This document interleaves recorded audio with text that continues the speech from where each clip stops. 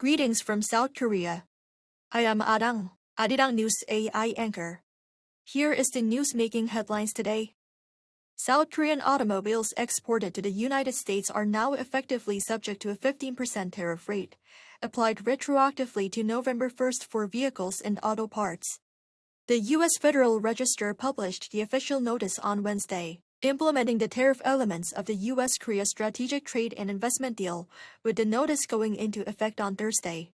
For other key sectors, the effective date is November 14th. This specifically covers civil aircraft parts as well as timber, lumber, and derivative wood products. This move operationalizes the bilateral agreement following the recent summit, finalizing the exchange of South Korea's pledge of $350 billion in investment for U.S. tariff adjustments and extended security cooperation. Shifting gears to sports. South Korean national football team head coach Myung-bo arrived in the United States on Wednesday, ahead of the upcoming 2026 World Cup group draw. Speaking to reporters upon arrival at Dulles International Airport, Hong said that qualifying for the World Cup is a great honor both personally and for the team. He said that the real start of the World Cup comes once the groups are finalized, but added that it's still too early to predict ideal opponents or which teams South Korea hopes to avoid. The official draw will take place on Friday at the Kennedy Center in Washington, D.C. Seoul is pressing Washington to speed up follow-up measures of the two recent Korea-U.S. summits, covering areas of economic and strategic cooperation. This comes as Vice Foreign Minister Baek Yoon-ju visits the United States to meet with officials and leading figures on Indo-Pacific security. According to the Foreign Ministry on Thursday, Park met with the Heritage Foundation's Executive Vice President Derek Morgan and former Assistant Secretary of Defense for Indo-Pacific Security Affairs Randall Shriver.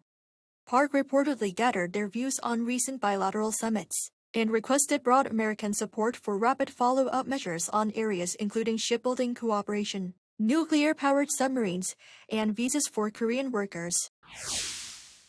President Lee Jae-myung has urged South Korea's political community to work toward what he calls just integration. Speaking at a weekly meeting with his top aides on Thursday, he noted that Wednesday marked 1 year since former President Yoon Suk-yeol's declaration of martial law, a moment he described as one of the gravest crises to South Korea's constitutional order, ultimately overcome by the public's courage and solidarity. President Lee stressed that proper integration must be built on reflection and accountability, underscoring his commitment to holding those involved in the martial law declaration responsible.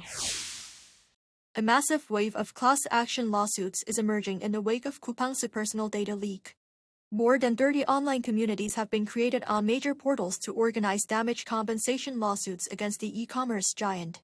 The accumulated members of these major online communities exceed 500,000 people.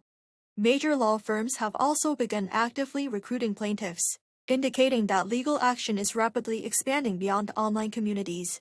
Growing reports of abnormal login attempts, unexpected overseas payment approval alerts, and smishing texts continue to increase consumer anxiety as users fear secondary offenses. That is all from me today. Thank you for watching.